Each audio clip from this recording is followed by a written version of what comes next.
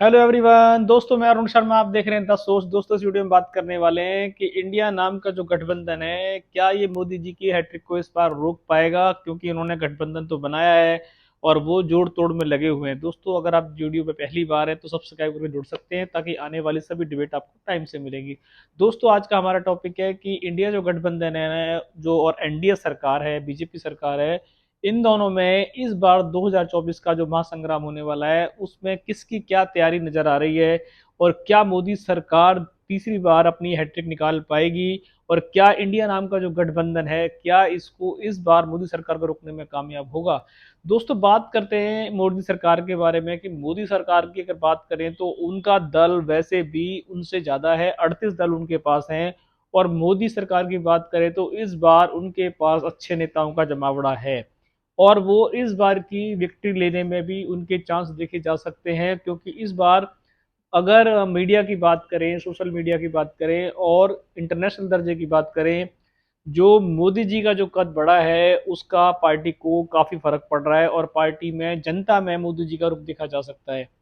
भारत मंडप जो प्रोग्राम हुआ जिसके अंदर सभी कंट्रियों ने भाग लिया, उससे मोदी जी का जो नाम बढ़ा है देश प्रदेश में, उससे जनता में और उनकी काफी ख्याति बढ़ती दिखी गई है, और इससे इंडिया गठबंधन को थोड़ा झटका लगा। इस बीच उन्होंने जो इंडिया नाम की पार्टी का जो नाम उठाया था कि इंडिया भागो इंडिया छोड़ो, और उन्होंने जो भारत का नाम बीच में लाने की कोशिश की थी पर वो बैकफुट पे आ गए थे। उनको समझ में आ गया था कि इंडिया पार्टी को तो भले ही आप चिता सकते हो, पर इंडिया नाम को, भारत नाम को करने में बहुत सारी दिक्कतों का सामना करना पड़ेगा। तो शायद मोदी सरकार ही बैकफुट पे आ गई, उन्होंने नाम को हटा दिया। अब बात करते हैं इनकी तैयारी की, क्या तैयारी चल रही है, दोनों पार्टियां किस तरीके से मैदान में है। एनडीए सरकार ने अपना जोड़ तोड़ बिठा के 38 दल बिठा लिए हैं, पर उसमें से अभी कुछ दल भागते नजर आए हैं। इंडिया नाम की पार्टी है, उन्होंने शुरुआत तो बहुत अच्छी की, नाम भी काफी अच्छा रख लिया, पर जब उनकी मीटिंगें दर पर दर बढ़ने लगी और जैसे जैसे सीटों का बंटवारा होना शुरू हुआ, उसमें केजरीवाल ने अपना पल्ला झाड़ना शुरू कर दिया। और केजरीवाल सबसे, इसे कहें कि पार्टी का सबसे बेतुकिया आदमी साबित हुआ कि उसने हर जगह बिना पार्टी की बात को मानते हुए अपने हर जगह उम्मीदवार उतार दिए।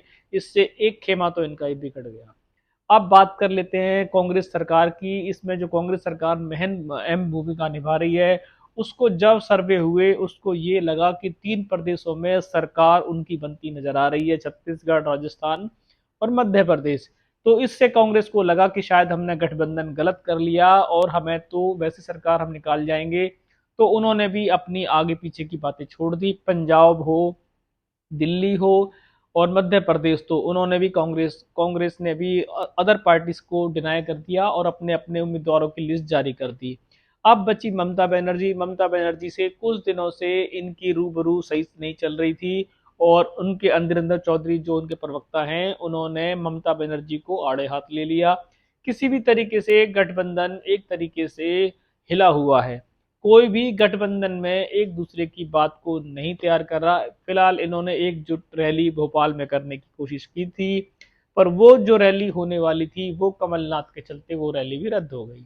अब बात आ रही है समीकरण की, कि समीकरण में कुछ प्रदेशों में कांग्रेस अपना अच्छा प्रदर्शन करेगी, कुछ प्रदेशों में ममता बनर्जी की अपनी पार्टी हैं वो करेंगी, अखिलेश की करेंगी। तो शायद गठबंधन का इस बार जो जिस तरीके से इन्होंने प्लान बनाया था, जिस तरीके की इनकी बातें तजब्बू दी गई थी, उस तरीके से ये एकजुट नहीं हो पाए, और उस पार्टी के समीकरण से पहले ही सबने अपनी अपनी पार्टी में उतारने के जो सदस्य थे उसमें किसी की बात किसी को नहीं मानी।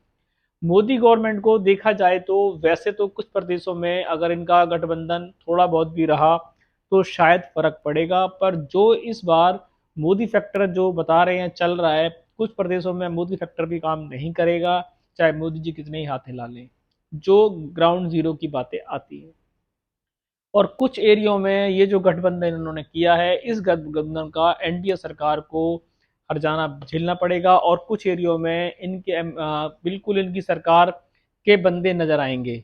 अब इंडिया गठबंधन अगर पूर्ण रूप से तरीके से साथ होता और इनका सीटों का समीकरण बराबर हो जाता, जैसे केजरीवाल को अगर ये समझाने में कामयाब रहते और एक दूसरे के खिलाफत में नहीं रहते, जिस प्रकार अभी घोसी का जो चुनाव हुआ था उसमें कांग्रेस कहती है कि उसको मुलायम सिंह की पार्टी ने सपोर्ट नहीं किया, तो इस तरीके की इनमें आपस में छीटाकशी चलती रहती है और एक दूसरे के लिए विरोधी स्वर कभी भी इस्तेमाल कर लेते हैं और ये जीत के आंकड़े के आसपास पहुंचने से पहले कभी भी एक दूसरे को बाय बाय कर सकते हैं, क्योंकि कांग्रेस सबसे बड़ा मेन रोल कांग्रेस का है और कांग्रेस को जब 3 प्रदेशों में उसका डंका बजने को तैयार है तो शायद वो इस गठबंधन में खुद ही रहना नहीं चाहती।